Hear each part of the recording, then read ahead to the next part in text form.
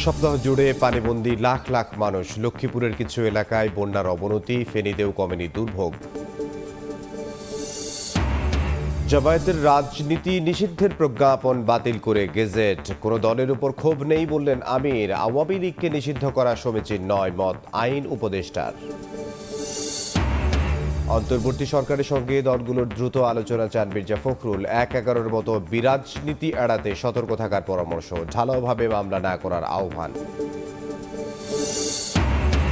সুপরিকল্পিতভাবে লুট করেছে S Alam group. সম্পদ না কেনার আহ্বান বাংলাদেশ ব্যাংকের গভর্নরের। বললেন, দেশের স্বার্থে কাজে লাগানো হবে টাকা।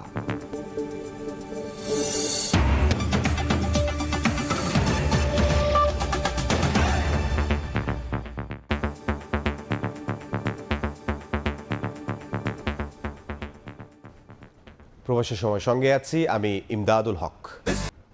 সপ্তাহ জুড়ে পানিবন্দী কয়েক লাখ মানুষ। দেশের দক্ষিণ ও উত্তর পূর্বাঞ্চলে বন্যায় মৃতের সংখ্যা বেড়ে দাঁড়িয়েছে ৩১ জনে। লক্ষ্মীপুরের কোথাও কোথাও পানি কমলেও অনেক জায়গায় বেড়েছে। ত্রাণের জন্য হাহাকার বাড়ছে বন্যার্ত মানুষের। দুর্গতদের অভিযোগ, সড়কের পাশের এলাকায় ত্রাণ বিতরণ হলেও পৌঁছাচ্ছে না দুর্গম এলাকায়। বিস্তারিত জানিয়েছেন আতাউর কাউসার। আমি এই মুহূর্তে আছি লক্ষ্মীপুর সদর উপজেলার জকসিন এলাকায়। এখানেও অন্যান্য জায়গার মতন প্রচুর পানি উঠেছে, আশপাশের ঘরবাড়ি ডুবে গিয়েছে এবং মাছের ঘের থেকে মাছ পালিয়েছে। গরু ছাগলের খামারেও পানি উঠে গিয়েছে, সেখান থেকে গরু ছাগলগুলোকে শুকনো জায়গায় নিরাপদে সরিয়ে নিয়েছেন তাদের মালিকরা। কিন্তু হাঁস মুরগির যে খামারগুলো রয়েছে, সে বিশেষ করে মুরগির খামারের প্রচুর মুরগি মারা পড়েছে। প্রচুর মানুষ পানিবন্দী অবস্থায় আছে, তারা ত্রাণ পাচ্ছেন না।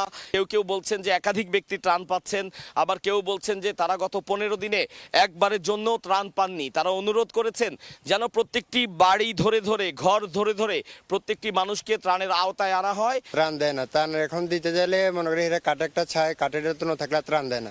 সব লই যাই আমি কালিয়া খুঁজলাম, আমার পরিবারও যাই এনে খাড়াইছে, দেয় না হেমি লই গেছে। হাত বাড়ি বেঁচছেন আমরা দুই ভাই চাই না, হাঁস বাড়ি হাড়িরা হাইছে, তারা ভাগ করে নিচে আঙ্গরে দেয় না। একটি নির্দিষ্ট দূরত্বের পরে খুব বেশি সংখ্যক ত্রাণ নিয়ে কিন্তু দূরবর্তী জায়গাতেও যাওয়া সম্ভব না। সেক্ষেত্রে নৌকাই একমাত্র বাহন, কিন্তু সে নৌকার অপ্রতুলতার কারণে মানুষজন আসলে ঠিকমতো ত্রাণ পৌঁছাতেও পারছেন না এবং তাতে দুর্গত মানুষরা ত্রাণও পাচ্ছেন না।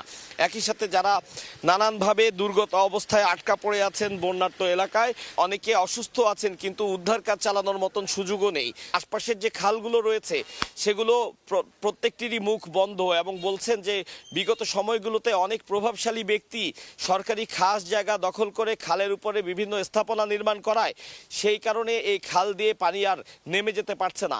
এ ব্যাপারেও তারা সরকারের কাছে নজরদারির দাবি করেছেন। বিত্তবানদের প্রতি সরকারি বেসরকারি যে সকল সংস্থা রয়েছে সকলের কাছেই উদাত্ত আহ্বান তারা জানিয়েছেন, আন্তরিকভাবে যেন প্রত্যেকটি ঘর বাড়িতে চিহ্নিত করে করে সেখানেই ত্রাণ পৌঁছানো হয়।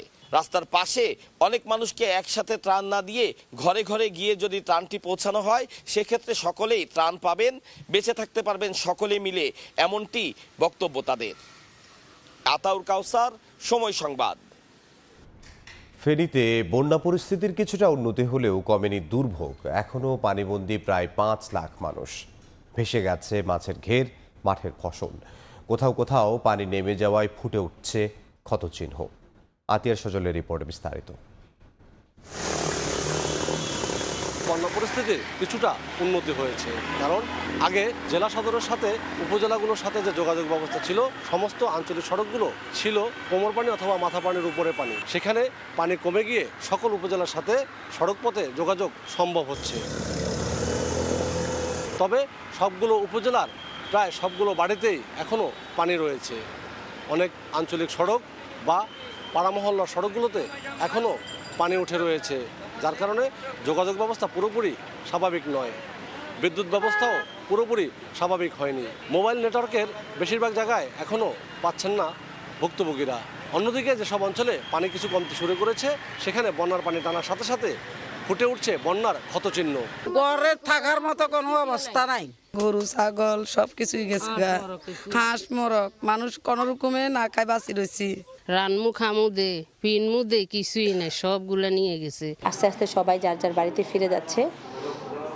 সদরের দু একটা ইউনিয়নে কিছু কিছু জলাবদ্ধতা আছে, বাট ম্যাক্সিমামে নেমে গেছে। অন্যদিকে ত্রাণ ব্যবস্থাপনায় কিছুটা শৃঙ্খলা এলেও পুরোপুরিভাবে তা শৃঙ্খলিত না হওয়ার কারণেই কেউ কেউ ত্রাণ একবার পাচ্ছে বা একাধিকবার পাচ্ছে, আবার অনেকে মোটেও পাচ্ছেন না। আর পানি টানার সাথে সাথেই দেখা দিয়েছে চর্মজনিত রোগ এবং পানিবাহিত রোগ। এই সমস্যার সমাধানে এখন বেশি করে দরকার ওষুধপত্র এবং ডাক্তার নার্সদের মতো মেডিকেল টিম। তবে বন্যা দুর্গতদের স্বস্তি দিতে কাজ করে যাচ্ছে বাংলাদেশ সেনাবাহিনী, নৌবাহিনী, জেলা প্রশাসন, পুলিশ প্রশাসন সহ বিভিন্ন স্বেচ্ছাসেবী সংগঠনগুলো।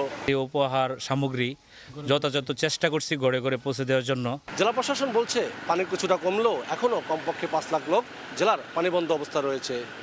আতিয়া সজল, সময় সংবাদ, ফেনী। আগামী 24 ঘন্টায় ভারী বৃষ্টিপাতের সম্ভাবনা নেই, তাই দেশের দক্ষিণ ও উত্তর পূর্বাঞ্চলে বন্যা পরিস্থিতির উন্নতির পূর্বাভাস দিয়েছেন দুর্যোগ ব্যবস্থাপনা ও ত্রাণ মন্ত্রণালয়ের অতিরিক্ত সচিব KM আলী রেজা। গতকাল বিকেলে সচিবালয়ে ব্রিফিংয়ে তিনি জানান, বন্যায় ক্ষতিগ্রস্ত হয়েছেন প্রায় 58 লাখ মানুষ। মৃতের সংখ্যা 31 জন। এর ভিতরে কুমিল্লা 12, ফেনী 2, চট্টগ্রাম 5, খাগড়াছড়ি 1, নোয়াখালী 6, ব্রাহ্মণবাড়িয়া 1, লক্ষ্মীপুর 1 এবং কক্সবাজার 3 জন। নিখোঁজ লোকের সংখ্যা 2 জন এবং 2 জনই মৌলভীবাজারের। ফারাক্কার ওপাশে পানির লেভেল অপরিবর্তিত রয়েছে এবং আমাদের পাশে যেটা পাংখা পয়েন্ট, সেখানেও কিন্তু পানির লেভেল অপরিবর্তিত রয়েছে। উত্তর পূর্বাঞ্চল এবং দক্ষিণ পূর্বাঞ্চল সে সমস্ত জায়গাতে ভারী বৃষ্টিপাতের কোনো পূর্বাভাস এ পর্যন্ত আমরা পাইনি। তার মানে হচ্ছে যে সার্বিকভাবে যদি আমরা চিন্তা করি যে বন্যা আক্রান্ত জেলাগুলিতে আগামী 24 ঘন্টায় বন্যা পরিস্থিতির উন্নতি হবে। বৈষম্য বিরোধী ছাত্র আন্দোলনের গণত্রাণ সংগ্রহ কর্মসূচিতে গতকাল ঢাকা বিশ্ববিদ্যালয়ে দিনভর ট্রাকে ট্রাকে আসে শুকনো খাবার, সেই লাইন বিশুদ্ধ পানি। কেউ কেউ আবার দেন নগদ অর্থ সহায়তাও। পরে শুরু হয় দুর্গত এলাকায় পাঠানোর প্রক্রিয়া। এভাবেই কাঁধে কাঁধ মিলিয়ে বন্যার্তদের জন্য আসা ত্রাণ সংগ্রহ করছে বৈষম্য বিরোধী ছাত্র আন্দোলনের শিক্ষার্থীরা। বুধবার সকাল থেকেই টিএসসিতে আসতে শুরু করে গুড়, মুড়ি, চিনি, শিশু খাদ্য সহ বিভিন্ন খাদ্যপণ্য। জমা পড়ছে ফিটকিরি, ন্যাপকিন সহ প্রয়োজনীয় ব্যবহার সামগ্রী। ঢাকা বিশ্ববিদ্যালয়ের টিএসসি, ডাকসু ও খেলার মাঠে ত্রাণ সংগ্রহ করছেন শিক্ষার্থীরা। সামগ্রীর পাশাপাশি নগদ অর্থ দিয়েও বন্যা দুর্গতদের পাশে দাঁড়াচ্ছেন সাধারণ মানুষ। আমি আব্বুকে বলেছি যে আব্বু আমার ব্যাংক না ভাতে আমার ভাইয়ারও কাপড় চোপড় না এবং আমারও কাপড় না। প্রয়োজন হলে আমরা সবসময় আপনাদের সাথে আছি, বিশেষ করে ছাত্রদের সাথে সবসময় আছি। এই যে একতা, এইটাই আগামী বাংলাদেশের জন্য অত্যন্ত কল্যাণ বয়ে আনবে। ব্যক্তি পর্যায়ের পাশাপাশি বিভিন্ন প্রতিষ্ঠান থেকেও আসছে ত্রাণ। স্কুল কলেজের শিক্ষার্থীরাও কেউ দিচ্ছে জমানো টাকা, কেউ বা আবার ঔষধ। বন্যা আসা মানুষরা অনেক কষ্ট করতেছে, ওদের পাশে আমরা দাঁড়াইছি, এটা আমাদের ভালো লাগতেছে। এখন আমরা ওদের পাশে না দাঁড়ালে কি হবে? আমরাও তো এই দেশের নাগরিক। শিক্ষার্থীদের পক্ষ থেকে পোশাকের পরিবর্তে খাবার পাঠানোর আহ্বান জানানো হচ্ছে। কাপড় আর আমরা চাচ্ছি না, বাট অনেকেই হচ্ছে এখনো কাপড় নিয়ে আসতেছে। কাপড় আর আমাদের লাগবে না, আমরা হচ্ছে কি এখন ভারী খাবার হাত দিচ্ছি, আমাদের ভারী খাবারটাই প্রয়োজন। তাদেরকে যেইভাবে বাসা বাড়ি রিফর্ম করা যায়, পুনর্প্রতিষ্ঠা করা যায়, সেইভাবে সেই দিকে আমরা মনোযোগ দেব। ত্রাণ সংগ্রহের পর সেগুলো পাঠিয়ে দেয়া হচ্ছে দুর্গত এলাকায়। ফারজানা আক্তার, সময় সংবাদ, ঢাকা। জামায়াত শিবির নিষিদ্ধের প্রজ্ঞাপন বাতিল করেছে স্বরাষ্ট্র মন্ত্রণালয়। প্রকাশ করা হয়েছে নতুন গেজেট। দলটির নিযুক্ত আইনজীবী শিশির মনির জানিয়েছেন, নিষেধাজ্ঞা প্রত্যাহার হওয়ায় এখন দল হিসেবে জামায়াতের নিবন্ধন ফিরে পেতে আইনি লড়াইয়ে নামবে। আগস্ট জামায়াতকে নিষিদ্ধ করে আওয়ামী লীগ সরকার। তৎকালীন আইনমন্ত্রী আনিসুল হক ও স্বরাষ্ট্রমন্ত্রী ছাত্র আন্দোলনে সহিংসতার দায় চাপান জামায়াত শিবিরের ওপর। 5 আগস্ট পদত্যাগ করে শেখ হাসিনা পালিয়ে যাওয়ার পর সেনাপ্রধান ও অন্তর্বর্তী সরকারের প্রধান উপদেষ্টার সঙ্গে বৈঠক হয় জামায়াত নেতাদের। নতুন করে আলোচনা শুরু হয় কত দ্রুত প্রত্যাহার হচ্ছে জামায়াতের নিষিদ্ধের প্রজ্ঞাপন। দলটিও আবেদন করে স্বরাষ্ট্র মন্ত্রণালয়ে। বুধবার জামায়াত ও ছাত্র শিবির নিষিদ্ধের সিদ্ধান্ত বাতিল করে প্রজ্ঞাপন জারি করে স্বরাষ্ট্র মন্ত্রণালয়। এতে বলা হয়, দল এবং সংগঠনটির বিরুদ্ধে সন্ত্রাস সহিংসতায় সম্পৃক্ততার সুনির্দিষ্ট কোনো প্রমাণ মেলেনি। সরকার বিশ্বাস করে জামায়াত শিবির সন্ত্রাসী কর্মকাণ্ডের সঙ্গেও জড়িত নয়। সন্ত্রাসী কর্মকাণ্ডের সঙ্গে জড়িত এই ধরনের কোনো বিশ্বাসযোগ্য কোনো কিছুই কেউ খুঁজে পাননি। না ডিজিএফআই পেয়েছেন, না এনএসআই পেয়েছেন, না এসবি পেয়েছেন, না রিভিউ প্যানেল পেয়েছে। তাহলে তখনকার এই নিষিদ্ধের ভিত্তি কি? রিভিউ প্যানেলের এখানে মন্তব্য আছে যে ভিত্তিহীনভাবে তখন নিষিদ্ধ ঘোষণা করা হয়। স্বাধীনতার পর নানা সময়ে 4 বার নিষিদ্ধ করা হয় জামায়াত ইসলামীকে। রাজনৈতিক নানা প্রেক্ষাপটে প্রতিবারই প্রত্যাহার হয়েছে। দলটির আইনজীবী বলছেন, জামায়াতের উপর যত জুলুম হয়েছে ততই শক্তিশালী হয়েছে দল। জুলুম করাটা উচিত নয়। যাকেই জুলুম করবেন তার প্রতি মানুষের যে আবেগ, অনুভূতি এবং দুর্বলতা জালিমের প্রতি বেশি থাকে না। যিনি জুলুমের শিকার হন, মজলুমের প্রতি মানুষের আবেগ বেশি হয়। আমার বিবেচনায় জামাত ইসলামী এবং ছাত্র শিবিরের প্রতি যেহেতু মজলুম, তাদের প্রতি অনেকাংশেই সিম্পেথি বৃদ্ধি পেয়েছে। এদিকে জামায়াতের নিবন্ধন বাতিল করে আপিল বিভাগ যে রায় দিয়েছিল তার বিরুদ্ধে আগামী সপ্তাহেই রিভিউ করা হবে বলে জানিয়েছেন দলটির আইনজীবী। সকল রিপোর্ট পর্যালোচনা। আফজাল হোসেন, সময় সংবাদ, ঢাকা। শিক্ষার্থীদের আন্দোলন নির্মমভাবে দমন এবং ছাত্র জনতার বিপ্লবকে সন্ত্রাসী আখ্যা দিতেই আওয়ামী লীগ সরকার জামায়াতে ইসলামীকে নিষিদ্ধ করেছিল বলে জানিয়েছেন আইন উপদেষ্টা ডক্টর আসিফ নজরুল। তিনি বলেন, বর্তমান সরকার এমন সিদ্ধান্তের অংশ হতে পারে না। এদিকে জামায়াতের আমির ডক্টর শফিকুর রহমান বলেছেন, ইস্যু পরিবর্তন করে ছাত্র আন্দোলন ধামাচাপা দিতে নিষেধাজ্ঞা দেওয়া হয়।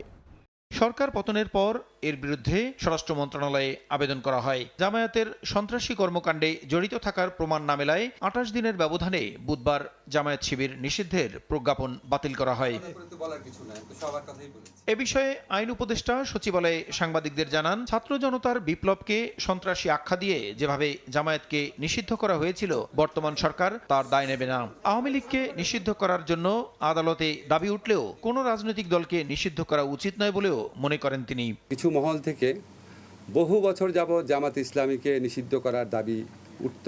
15 বছর ক্ষমতা আছে, কখনোই করে নাই। জামাত, বিএনপি, জঙ্গিদের সন্ত্রাস এইভাবে আখ্যায়িত করে এই আন্দোলনকে নির্মমভাবে দমন করার চেষ্টায় রত ছিল। ওই ন্যারেটিভের পার্ট হিসাবে তারা জামাতকে সন্ত্রাসী সংগঠন হিসাবে হঠাৎ করে ঘোষণা করে একটা প্রজ্ঞাপন জারি করে। ছাত্র জনতার গণবিপ্লবকে সন্ত্রাসী কর্মকাণ্ড বলতে চেয়েছে, সেই ন্যারেটিভের পার্ট তো আমরা হতে পারি না। কোনো রাজনৈতিক দলকে নিষিদ্ধ করার পক্ষে আমি না। এ সময় এক প্রশ্নের জবাবে উপদেষ্টা বলেন, পুলিশ যাতে অতি উৎসাহী হয়ে সাকিব আল হাসানকে গ্রেপ্তার না করে। সাকিব তো আর বাংলাদেশ রাষ্ট্রের জন্য কিছু বয়ে আনে নাই। সাকিব নিজে অনেক কিছু অর্জন করেছে। আমিনুল তো বাংলাদেশ রাষ্ট্রের জন্য পুরস্কার বয়ে এনেছিল। আমিনুল কিন্তু জেলে ভরা হয়েছে। স্বরাষ্ট্র মন্ত্রণালয় থেকে উদ্যোগ নেওয়া হবে যাতে কেউ অতি উৎসাহিত হয়ে গ্রেফতার না করতে যায়। এদিকে জামায়াতে ইসলামীর আমির ডাক্তার শফিকুর রহমান এক প্রতিক্রিয়ায় জানান, যখন অধিকার নিশ্চিতের জন্য কাজ করছিল তখনই দলটিকে নিষেধাজ্ঞা দেয়া হয়। হয়তোবা কেউ কেউ চেয়েছিলেন যে এরকম কিছু একটা করলে জামায়াতে ইসলামী তার সমস্ত শক্তি নিয়ে রাস্তায় নামবে, প্রতিবাদ করবে, তখন অন্য কিছু হবে এটাকে কেন্দ্র করে, এবং যে মূল স্রোত ধারা তৈরি হয়েছিল এটা তখন ওইদিকে চলে যাবে। কোনো রাজনৈতিক দলের উপর ক্ষোভ নেই বলেও জানান জামায়াতের এই শীর্ষ নেতা। প্রসূন আশিস, সময় সংবাদ, ঢাকা। দ্রুত সময়ের মধ্যে অন্তর্বর্তী সরকারের সঙ্গে রাজনৈতিক দলগুলোর আলোচনা না হলে ভুল বোঝাবুঝি সৃষ্টি হতে পারে বলে মন্তব্য করেছেন বিএনপি মহাসচিব মির্জা ফখরুল ইসলাম আলমগীর। গুলশানে সংবাদ সম্মেলনে তিনি বলেন, 1-11 মতো যেন বিরাজনীতিকরণ না হয় সেজন্য সবাইকে সতর্ক থাকতে হবে। এ সময় জামায়াতের উপর থেকে নিষেধাজ্ঞা তুলে নেয় সাধুবাদ জানান মির্জা ফখরুল। একদিন আগে অনুষ্ঠিত হয়েছে বিএনপির স্থায়ী কমিটির বৈঠক। সেখান থেকে নেওয়া সিদ্ধান্ত জানাতে দলের চেয়ারপারসনের গুলশান কার্যালয়ে সংবাদ সম্মেলন করেন বিএনপি মহাসচিব মির্জা ফখরুল ইসলাম আলমগীর। অর্থটা আমরা আমাদের ত্রাণ তহবিলে দিয়ে দেব। এ সময় তিনি দাবি করেন, ছাত্র জনতার আন্দোলন নস্যাৎ করতে এখনও ষড়যন্ত্র অব্যাহত রয়েছে। বিশেষ করে বিরাজনীতিকরণের জন্য 1-11 মতো আবারও চক্রান্ত চলছে। আপনারা লক্ষ্য করে দেখবেন, বিদেশ থেকে, বিশেষ করে পার্শ্ববর্তী দেশের ভারত থেকে এমন কতগুলো প্রচারণা চালানো হচ্ছে যে প্রচারণাগুলো দিকে যেন বাংলাদেশের যে বিপ্লব সেটাকে তারা নস্যাৎ করতে চায়। আবার সে আগের মতো 1-11 মতো বিএনপিকে লক্ষ্য করেই সেই কাজগুলো করা হচ্ছে। জামায়াতে ইসলামের উপর থেকে নিষেধাজ্ঞা তুলে নেওয়ার বিষয়ে বিএনপি মহাসচিব বলেন, কোনো রাজনৈতিক দল নিষিদ্ধ হোক তা চায় না বিএনপি। দেশে ভয়াবহ বন্যা পরিস্থিতির কারণে 1 সেপ্টেম্বর দলের প্রতিষ্ঠাবার্ষিকীর সম্পূর্ণ ব্যয় ত্রাণ তহবিলে দেওয়ার ঘোষণা দেন বিএনপি মহাসচিব। আমরা কোনো রাজনৈতিক দলকে নিষিদ্ধ করার পক্ষে না, সে যে দলই হোক। আমরা কি চাই, ওনারা কি চান, জনগণ কি চায়, একটা আলোচনা হতে হবে। তো সেই আলোচনার জন্য বলেছি যে সংলাপ হওয়া প্রয়োজন। বর্তমান সরকারের সঙ্গে আপনার রাজনৈতিক দলগুলোর অতি দ্রুত আলোচনা প্রয়োজন। এদিকে জাতীয় প্রেস ক্লাবের সামনে অবস্থান কর্মসূচিতে বিএনপি চেয়ারপারসনের উপদেষ্টা জয়নুল আবদিন ফারুক বলেন, আওয়ামী লীগের মতো অগণতান্ত্রিক এবং গুম নিয়ে কেউ দেখেনি। আইনের শাসন চলবে, কিন্তু যে আইনের শাসনের নামে 16 বছর যারা আমার সম্পদ লুট করে কানাডায় বেগম পাড়া করেছে, তারা এখনো সচল, এদের বিরুদ্ধে রুখে দাঁড়াতে হবে। দাবি আদায়ের নামে বিভিন্ন সংগঠনের ব্যানারে সন্ত্রাসী কর্মকাণ্ডের মাধ্যমে অন্তর্বর্তীকালীন সরকারকে অস্থিতিশীল করার অপচেষ্টা চলছে বলেও অভিযোগ তার। সেদিন আপনার বাবা সংসদে দাঁড়িয়ে। আহমেদ সালেহিন, সময় সংবাদ, ঢাকা। চলমান অর্থনৈতিক বিপর্যয় মোকাবিলায় কানাডাকে বাংলাদেশে বড় বিনিয়োগের আহ্বান জানিয়েছেন প্রধান উপদেষ্টা ডক্টর মোহাম্মদ ইউনূস। বাংলাদেশের পাশে থেকে সহায়তার হাত বাড়ানোর আহ্বান জানান ফ্রান্স ও মালয়েশিয়াকেও। বুধবার রাষ্ট্রীয় অতিথি ভবন যমুনায় প্রধান উপদেষ্টার সঙ্গে সাক্ষাৎ করেন কানাডা ও মালয়েশিয়ার হাইকমিশনার, ফ্রান্সের রাষ্ট্রদূত, ইউএনডিপির আবাসিক প্রতিনিধি। এ সময় অন্তর্বর্তী সরকারকে সহায়তার আশ্বাস দেন তারা। বিভিন্ন দেশ ও সংস্থার প্রতিনিধিদের সঙ্গে বুধবার বৈঠকে ব্যস্ত সময় পার করেন প্রধান উপদেষ্টা ডক্টর মোহাম্মদ ইউনূস। রাষ্ট্রীয় অতিথি ভবন যমুনায় কানাডার হাই কমিশনার লিলি নিকোলস সাক্ষাৎ করেন প্রধান উপদেষ্টার সঙ্গে। চলমান অর্থনৈতিক বিপর্যয় পুনর্গঠনে সহায়তার জন্য কানাডাকে বিনিয়োগের আহ্বান জানান সরকার প্রধান। ভঙ্গুর প্রতিষ্ঠানকে পুনরুদ্ধার এবং সরকারের শৃঙ্খলা ও স্বচ্ছতার পরিকল্পনার কথাও জানান তিনি। কানাডার হাই কমিশনার জানান, অন্তর্বর্তী সরকারকে সমর্থন ও সহায়তা করতে প্রস্তুত তার দেশ। বৈঠকে রোহিঙ্গা ইস্যু নিয়েও আলোচনা হয়। এরপর প্রধান উপদেষ্টার সঙ্গে সাক্ষাৎ করেন বাংলাদেশে নিযুক্ত মালয়েশিয়ার হাই কমিশনার হাসনাহ হাশিম। বৈঠকে আসিয়ানের সদস্য হওয়ার আগ্রহ জানায় বাংলাদেশ। প্রধান উপদেষ্টা বলেন, বাংলাদেশ আসিয়ান ও সার্কের মধ্যে সেতু হতে পারে। সদস্য পদের প্রস্তাব মালয়েশিয়ার কর্তৃপক্ষের কাছে পৌঁছে দেওয়ার কথা জানান হাই কমিশনার। পরে ডক্টর ইউনূসের সঙ্গে অতিথি ভবনে সৌজন্য সাক্ষাৎ করেন ফ্রান্সের রাষ্ট্রদূত মারি মাসদুপুই। ফরাসি রাষ্ট্রদূত জানান, ফ্রান্স এরই মধ্যে বাংলাদেশের বেসামরিক প্রতিরক্ষা বাহিনীর সঙ্গে কাজ করছে। দুর্নীতি দমন, মানব পাচার, ফরেনসিক সাইবার ক্রাইম, বন্দর ও বিমানবন্দরের নিরাপত্তা এবং আর্থিক দুর্নীতি মোকাবিলায় দক্ষতা বাড়াতে সহায়তা দিতে আগ্রহী প্যারিস। অন্তর্বর্তী সরকার এবং প্রধান উপদেষ্টার দেশ পুনর্গঠনের প্রচেষ্টায় ফ্রান্স সমর্থন দিতে প্রস্তুত বলেও জানানো হয়। ডক্টর ইউনূসকে ফ্রান্স সফরের আহ্বানও জানান রাষ্ট্রদূত। ডক্টর ইউনূস বলেন, দেশ পুনর্গঠনে ছাত্র আন্দোলন একটি বড় সুযোগ করে দিয়েছে। সুযোগ কাজে লাগাতে না পারলে বড় ব্যর্থতা হবে। জনগণ যতদিন চায় সরকার ততদিন থাকবে বলেও জানান প্রধান উপদেষ্টা। সবশেষ ডক্টর ইউনূসের সঙ্গে সাক্ষাৎ করেন ইউএনডিপির আবাসিক প্রতিনিধি স্টেফেন লিল্লের। দেশের বিভিন্ন প্রতিষ্ঠানের পুনর্গঠনের সদিচ্ছার কথা জানান প্রধান উপদেষ্টা। সানবীর রূপল, সময় সংবাদ, ঢাকা। এস আলমের মতো ব্যাংক লুটের এত বড় নজির পৃথিবীতে নেই, যারা দখলদারিত্বের মাধ্যমে 5 লাখ কোটি টাকা লুট করেছে। তাই ব্যাংক খেকু এই গ্রুপের কোনো সম্পদ না কেনার আহ্বান জানিয়ে বাংলাদেশ ব্যাংকের গভর্নর আহসান এইচ মনসুর বলেছেন, এ সম্পদ দেশের কাজে ব্যবহার করা হবে। একই সঙ্গে আমানতকারীদের ধৈর্য ধরার আহ্বানও জানিয়ে তিনি বলেন, সংসার চালানোর জন্য যতটুকু দরকার ততটুকু টাকা তুলুন। দুর্বল ব্যাংকগুলোকে সবল করার চেষ্টা করা হচ্ছে বলেও জানান গভর্নর। ব্যাংক খেকো এক দানবের নাম এস আলম। হাসিনা সরকারের পৃষ্ঠপোষকতায় যারা দেশের সবচেয়ে সুনাম অর্জনকারী ইসলামী ব্যাংক সহ দখল করেছিল 5টি ব্যাংক, লুট করেছে লাখ লাখ কোটি টাকা। দেশের রাজনৈতিক পট পরিবর্তনের পর এস আলমের কবল থেকে একে একে মুক্ত করা হয় ব্যাংকগুলো। ব্যাংক খাতের সংস্কারের অংশ হিসেবে ভেঙে দেওয়া হচ্ছে পুরনো পরিষদগুলো, যেগুলো অ্যাকশন নিতে হয়। চলমান সংস্কার কাজের মধ্যেই কেন্দ্রীয় ব্যাংকের নতুন গভর্নর আহসান এইচ মনসুর নিয়মিতই প্রেস ব্রিফিং করে জানাচ্ছেন তার কর্মযজ্ঞের সবশেষ। বুধবার বাংলাদেশ ব্যাংকে গভর্নর সাংবাদিকদের জানান, দীর্ঘদিন ব্যাংক খাতে যে সুশাসনের অভাব তা ফিরিয়ে আনতে কাজ চলছে। ব্যাংক কমিশনের মাধ্যমে আন্তর্জাতিক মানদণ্ড বজায় রেখে সংস্কার করা হবে বলে জানান গভর্নর। আগের যে চ্যুতি বিচ্যুতিগুলো হয়েছে কেন্দ্রীয় ব্যাংকের থেকে, সেটা যেন আর না হয়।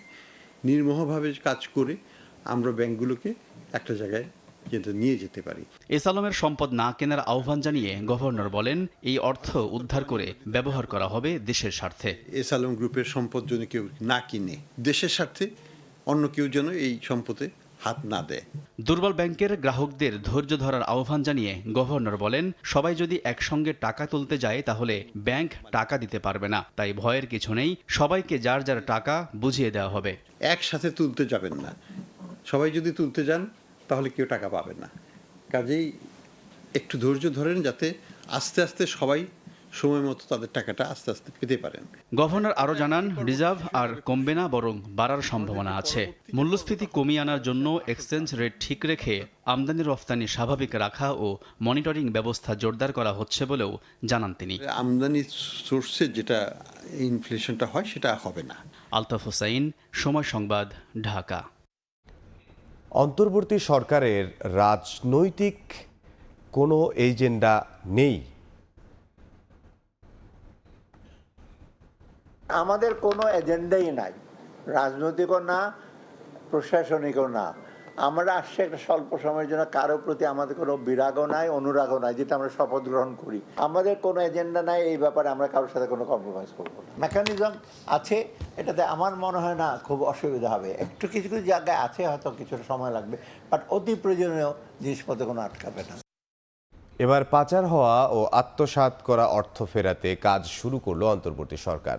এই অর্থের পরিমাণ লক্ষ কোটি টাকা বলে ধারণা করা হলেও প্রকৃত পরিমাণ নিরূপণে কাজ চলছে। বুধবার প্রধান উপদেষ্টার কার্যালয় থেকে পাঠানো এক সংবাদ বিজ্ঞপ্তিতে একথা জানানো হয়েছে। এতে সহায়তা করছে বিএফআইইউ, সিআইডি ও দুদক। ডক্টর ইউনূসের নেতৃত্বে অন্তর্বর্তী সরকার গঠনের পর থেকেই চলছে ব্যাংক ও আর্থিক খাত সংস্কারের কাজ। এরই মধ্যে পুনর্গঠন করা হয়েছে দুর্নীতি ও অর্থ পাচারের সঙ্গে সংশ্লিষ্ট ইসলামী ব্যাংক, সোশ্যাল ইসলামী bank, national bank, United commercial bank, global ইসলামী ব্যাংক, ইউনিয়ন ব্যাংকের পর্ষদ। আর এ সবই করা হচ্ছে পাচার হওয়া ও আত্মসাৎ করা অর্থ ফেরানোর অংশ হিসেবে। বুধবার প্রধান উপদেষ্টার কার্যালয় থেকে পাঠানো এক সংবাদ বিজ্ঞপ্তিতে একথা জানানো হয়েছে। এতে সহায়তা করছে বাংলাদেশ ব্যাংকের বিএফআইইউ, সিআইডি ও দুর্নীতি দমন কমিশন, দুদক। অর্থ আত্মসাৎকারীদের দেশি বিদেশি সম্পদ অধিগ্রহণ এবং বিদেশ হতে ফেরত এনে শক্তিশালী করা হবে ব্যাংকগুলো। প্রধান উপদেষ্টার দপ্তর বলছে, পাচার ও আত্মসাৎ করা অর্থের পরিমাণ লক্ষাধিক কোটি টাকা বলে ধারণা করা হলেও প্রকৃত পরিমাণ কত তা নিরূপণে কাজ করছে সরকার। বিজ্ঞপ্তিতে জানানো হয়, শিগগিরই একটি ব্যাংক কমিশন গঠন করতে চায় সরকার। বলা হয়েছে, তদন্ত সাপেক্ষে সংশ্লিষ্ট প্রতিটি ব্যাংকের প্রকৃত চিত্র প্রকাশ করা হবে এবং ব্যাংকগুলোর পুনর্গঠনের জন্য 6 মাসের মধ্যে একটি বাস্তবায়নযোগ্য রোডম্যাপ প্রণয়ন করা হবে। অন্তর্বর্তীকালীন সরকার বাংলাদেশের আর্থিক খাতকে আন্তর্জাতিক মান সম্পন্ন করার ব্যাপারে দৃঢ় প্রতিজ্ঞ বলেও জানানো হয়েছে ওই বিজ্ঞপ্তিতে। কামরুল হাসান সবুজ, সময় সংবাদ, ঢাকা। বছরে গড়ে ৬৪,০০০ কোটি টাকা করে গত ১৬ বছরে পাচার হয়েছে ১১ লাখ কোটি টাকা।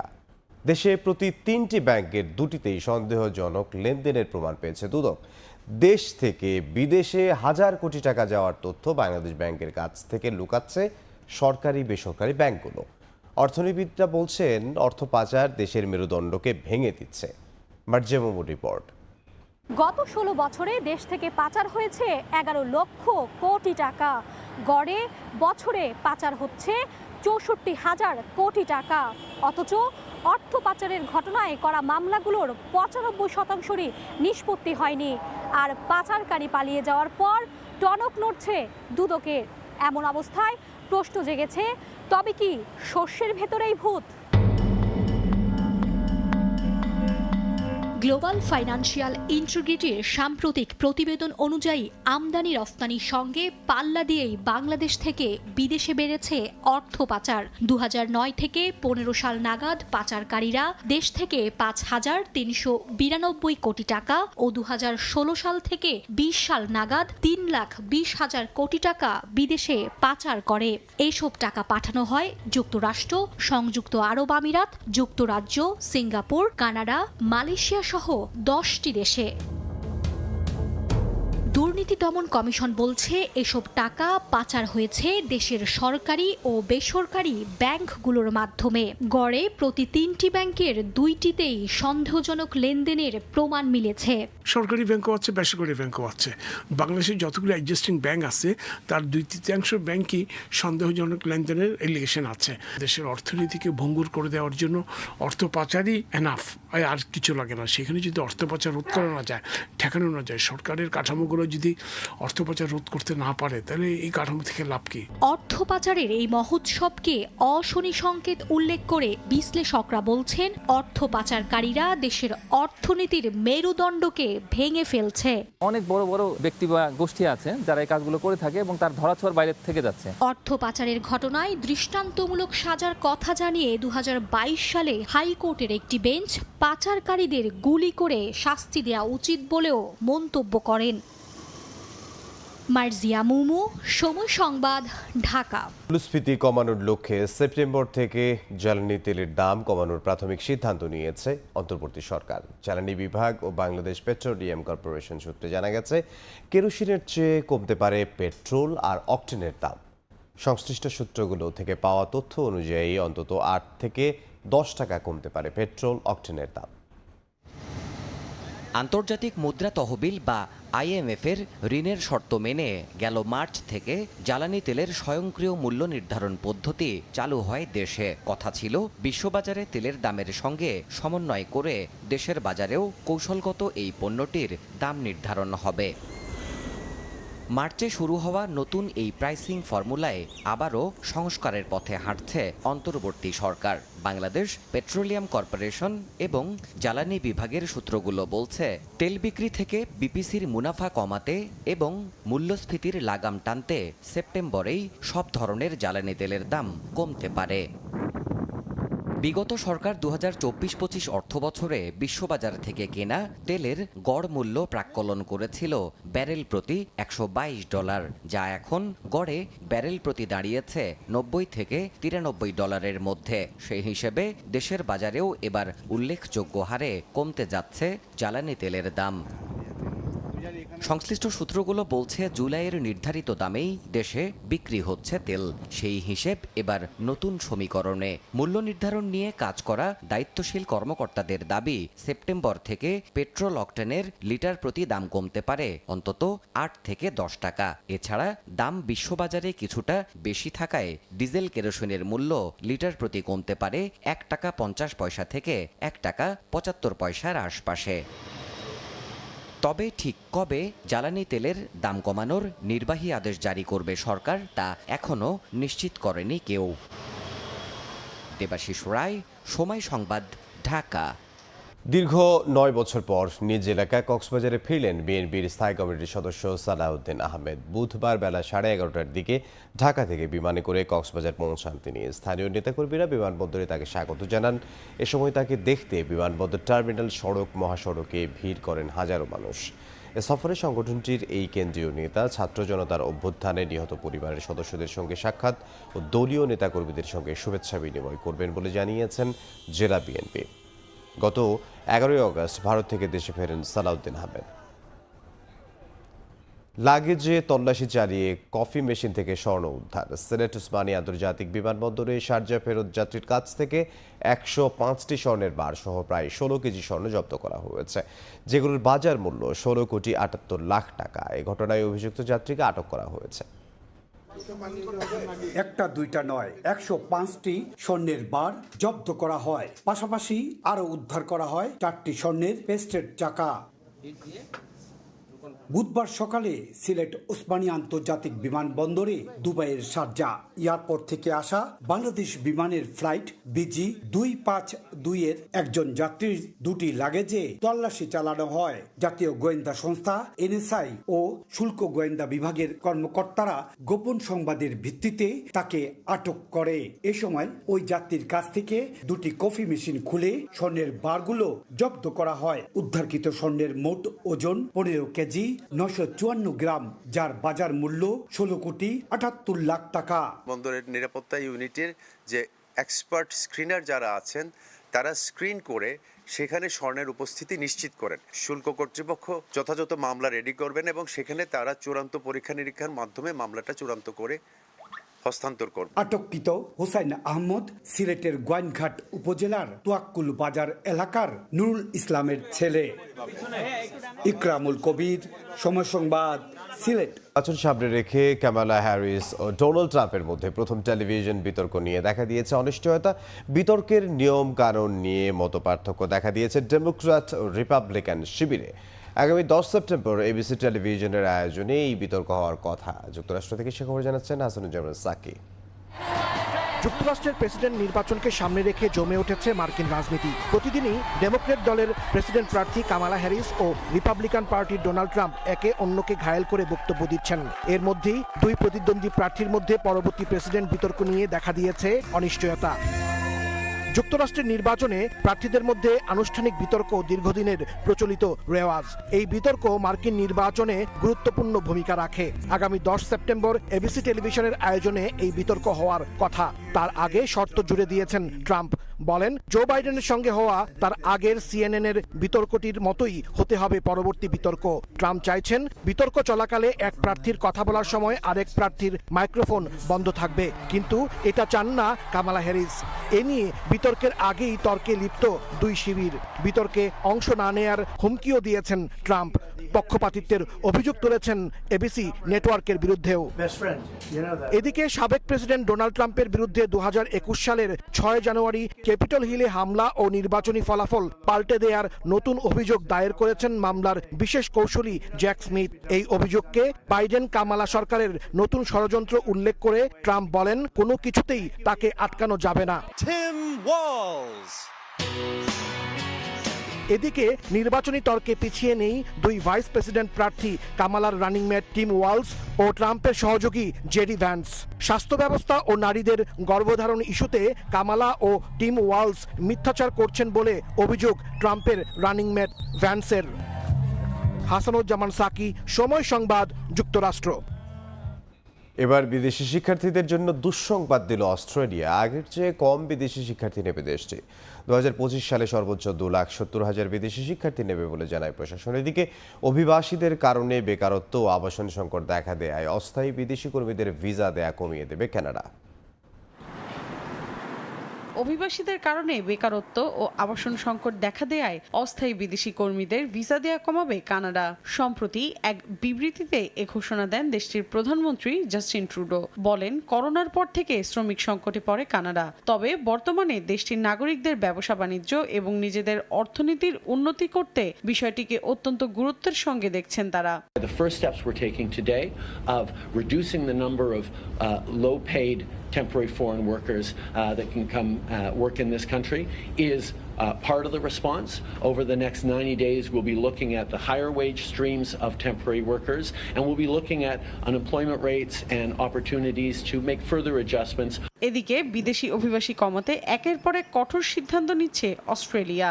আগের চেয়ে কম বিদেশি শিক্ষার্থী নেবে দেশটি। স্থানীয় সময় মঙ্গলবার এ বিষয়ে এক ঘোষণা দেয় সংশ্লিষ্টরা। জানায়, 2025 সালে সর্বোচ্চ 2,70,000 বিদেশি শিক্ষার্থী নেবে অস্ট্রেলিয়া। এ বিষয়ে এক প্রতিবেদন প্রকাশ করেছে বার্তা সংস্থা রয়টার্স। বলা হয়, চাপ কমাতে আগেই অস্ট্রেলিয়ায় বিদেশি শিক্ষার্থীদের খরচ বাড়ানোর সিদ্ধান্ত নেওয়া হয়। গেল জুলাইয়ের প্রথম দিকে বিদেশি শিক্ষার্থীদের খরচ বাড়িয়ে দ্বিগুণের বেশি করা হয়। আগে যেখানে ভিসা ফি ছিল $473, এখন তা বেড়ে হয়েছে $1,068। এ বিষয়ে অস্ট্রেলিয়ার শিক্ষামন্ত্রী জেসন ক্লিয়ার বলেন, করোনার আগের সময়ের চেয়ে 10% বেশি বিদেশি শিক্ষার্থী এখন তাদের বিশ্ববিদ্যালয়গুলোতে রয়েছেন। নতুন এই সিদ্ধান্তের ফলে কমবে বিদেশি শিক্ষার্থীদের চাপ। মৌসুমী সাথী, সময় সংবাদ। বাংলাদেশে ছাত্র জনতার আন্দোলনে সংহতি জানিয়ে সম্প্রতি বিক্ষোভ করেন মালদ্বীপে বসবাসরত প্রবাসী বাংলাদেশিরা। পরে দেশটির ভিসা আইন লঙ্ঘনের অভিযোগে দ্রুত তাদের নিজ দেশে পাঠানোর ঘোষণা দেন দেশটির স্বরাষ্ট্রমন্ত্রী। তবে বিক্ষোভে অংশগ্রহণকারী প্রবাসীদের নিজ দেশে ফেরত না পাঠানোর অনুরোধ জানিয়েছে বাংলাদেশ হাই কমিশনার। খন্দকার ওমর ফারুকের তথ্য ও ছবি নিয়ে রিপোর্ট। গেল 19 জুলাই বাংলাদেশের ছাত্র জনতার আন্দোলনের প্রতি সংহতি জানিয়ে বিক্ষোভে অংশ নেন মালদ্বীপে বসবাসরত প্রবাসী বাংলাদেশিরা। দেশটির ভিসা আইন লঙ্ঘনের অভিযোগে দ্রুত তাদের নিজ দেশে পাঠানোর ঘোষণা দেন মালদ্বীপের স্বরাষ্ট্রমন্ত্রী। তার এমন সিদ্ধান্তে উদ্বেগ প্রকাশ করে দেশটির কয়েকটি মানবাধিকার সংস্থা। তবে সম্প্রতি মালদ্বীপের স্বরাষ্ট্রমন্ত্রীর সঙ্গে এক গুরুত্বপূর্ণ বৈঠক করেন বাংলাদেশ হাই কমিশনার। অনুরোধ করেন আন্দোলনে অংশ নেওয়া প্রবাসীদের দেশে ফেরত না পাঠানোর। স্থানীয় প্রশাসনের অনুমতি না নিয়ে তাৎক্ষণিকভাবে কোনো সংগঠন ছাড়াই এই বিক্ষোভ ও মানববন্ধনের আয়োজন করেন বাংলাদেশিরা।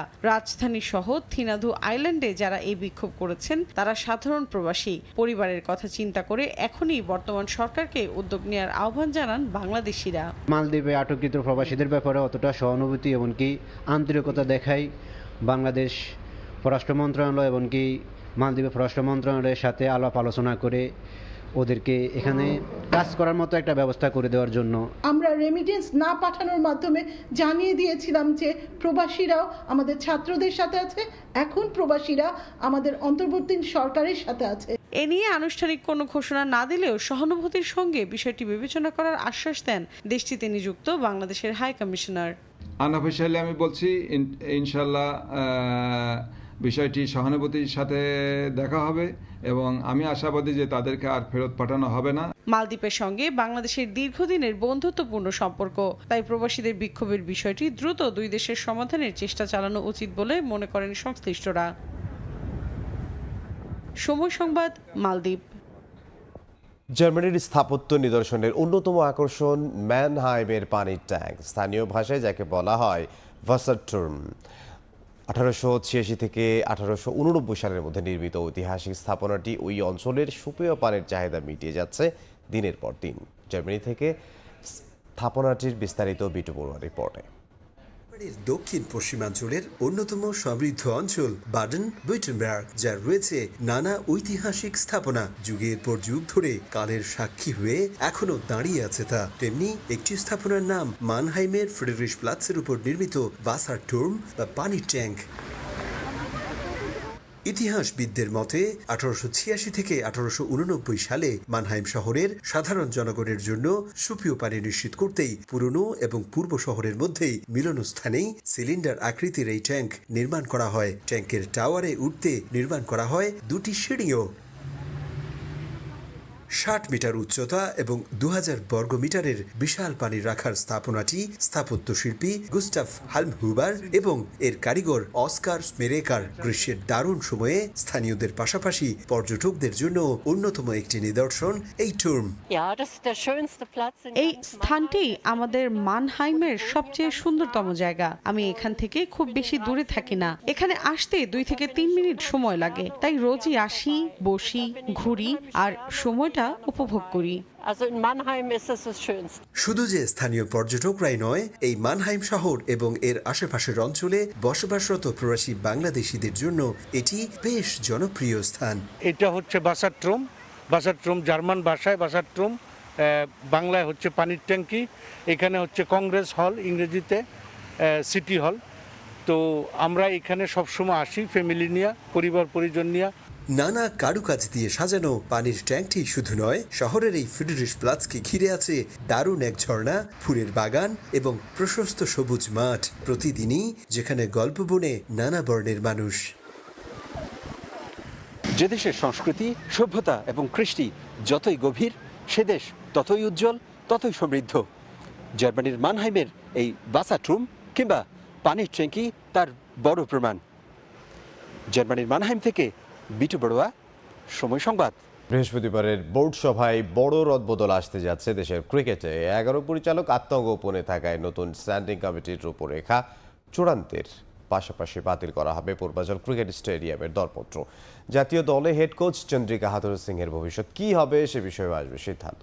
ক্রিকেট সংশ্লিষ্টদের দাবি, বিসিবি সংস্কারের অংশ হিসেবে বোর্ডের আয় ব্যয়ের হিসেব জনসম্মুখে প্রকাশের রীতিও চালু করা উচিত। পূর্বাচল ক্রিকেট স্টেডিয়ামের ভাগ্য এখন অনিশ্চিত। কেবল নাম বা নকশা নয়, অনির্দিষ্টকালের জন্য স্থগিত হচ্ছে যে কোনো ধরনের নির্মাণ কাজ। আগামী 30 আগস্ট ছিল নির্মাণ কাজের দরপত্র জমা দেওয়ার শেষ দিন। তার আগে বিসিবির সভায় সকল ধরনের দরপত্রের কাজ বন্ধের সিদ্ধান্ত নেবে ফারুক হোসেনের নেতৃত্বাধীন বোর্ড। আপাতত সেখানে ঘরোয়া ক্রিকেট চালানোর কথা হলেও তা করতেও নানা সুযোগ সুবিধার প্রয়োজন ভেন্যুটিতে। নতুন বোর্ড সে ব্যাপারে কি সিদ্ধান্ত নেবে তাও এখন অনিশ্চিত।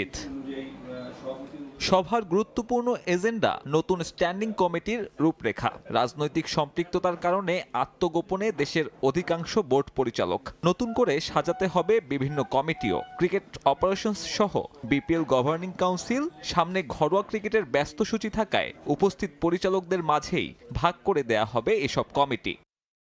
চরম সমালোচিত ইসমাইল হায়দার মল্লিকের পরিবর্তে বিপিএল গভর্নিং কাউন্সিলের দায়িত্ব উঠতে যাচ্ছে ফাহিম সিনহার কাঁধে। জালাল ইউনুসের পদত্যাগের কারণে ক্রিকেট অপারেশনস প্রধানের শূন্য হয়ে যাওয়া পদ পূরণ করবেন নাজমুল আবেদিন ফাহিম। বিকেএসপির সাবেক ক্রিকেট উপদেষ্টা সামলাবেন গেম ডেভেলপমেন্ট সেকশনও। পরিবর্তন আসতে পারে জাতীয় দলের হেড কোচের চেয়ারে। ক্ষতিপূরণ দিয়ে হাতুরু সিংহেকে বিদায় জানানোর গুঞ্জন নানান মহলে। চ্যাম্পিয়ন্স ট্রফির আগে বিদেশি কোচ না পাওয়া গেলে ভারপ্রাপ্ত কোচের গুরুদায়িত্ব পালন করবেন সোহেল ইসলাম কিংবা মোহাম্মদ সালাউদ্দিন। যদিও কদিন আগেই রাওয়ালপিন্ডি টেস্ট জেতানো লঙ্কান কোচকে সরিয়ে দেওয়ার ব্যাপারে অসন্তোষ আছে খোদ নীতি নির্ধারণী মহলে। পাপনের বোর্ড নিয়ে আর্থিক অসঙ্গতির অভিযোগ ছিল সবচেয়ে বেশি। বিসিবি সংস্কারের অংশ হিসেবে এখন থেকে ক্রিকেট বোর্ডের ওয়েবসাইটে আয় ব্যয়ের হিসেব প্রকাশের দাবি ক্রিকেট সংশ্লিষ্টদের। আজকে আইসিসি বলেন, এসিসি বলেন, অস্ট্রেলিয়ান ক্রিকেট বোর্ড বলেন, নিউজিল্যান্ড ক্রিকেট বোর্ড বলেন, প্রত্যেকটা দেশের ওয়েবসাইট আছে নিজস্ব। সেই ওয়েবসাইটে তারা প্লেয়ার টিম সিলেকশন নিলে আমরা দিয়ে সব কিছু দিই। তো আমরা কেন ভাই যে আমাদের সারা বছরের যে অর্থনৈতিক কর্মকাণ্ড যেটা হয়েছে, যে সারা বছরের আয় কত ছিল, কত ব্যয় ছিল, আমরা সেটা কেন আপলোড করব না? সেটা করে দেওয়া উচিত। জনগণের রাইট আছে, আপনাদের অধিকার আছে যে জানার। তখন আর আপনারা এসে বারবার আপনি এসে সবাইকে জিজ্ঞেস করবেন না ওইটা কি হয়েছে, ওইটা কি ইউনো, একদম পানির মতো স্বচ্ছতা। ফারুক আহমেদের সভাপতিত্বে এই নিয়ে দ্বিতীয়বারের মতো বোর্ড সভায় বসতে যাচ্ছেন বিসিবি পরিচালকরা। সবশেষ সভায় নতুন 2 পরিচালক বাদে উপস্থিত ছিলেন 8 জন। গঠনতন্ত্র অনুযায়ী বৃহস্পতিবারের সভাসহ পরবর্তী বোর্ড মিটিংয়ে অনুপস্থিত থাকা পরিচালকদের পদ শূন্য বলে বিবেচিত হবে। সাব্বির মিথুন, সময় সংবাদ, ঢাকা।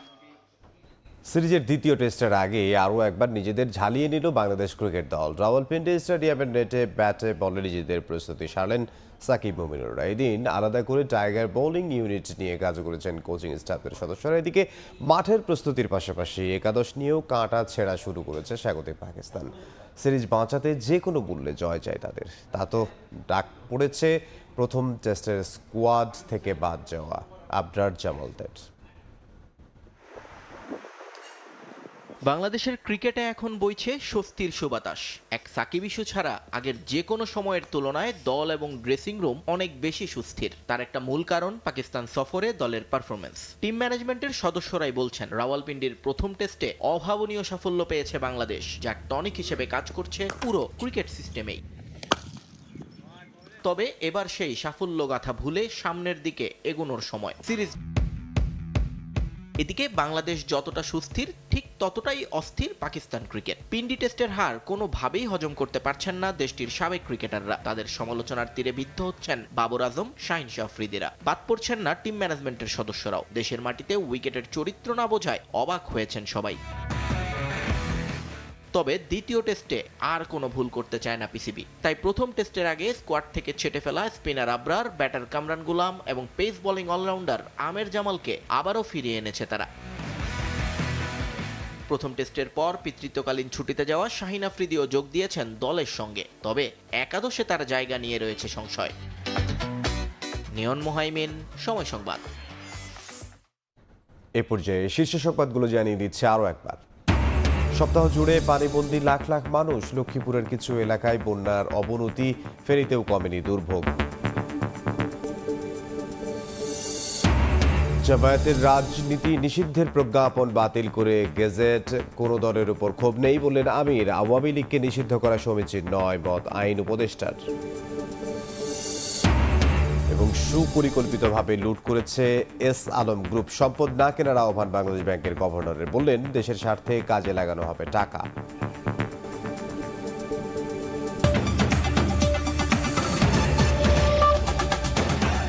এই ছিল প্রবাসের সময়ের সঙ্গে থাকুন সময়ের।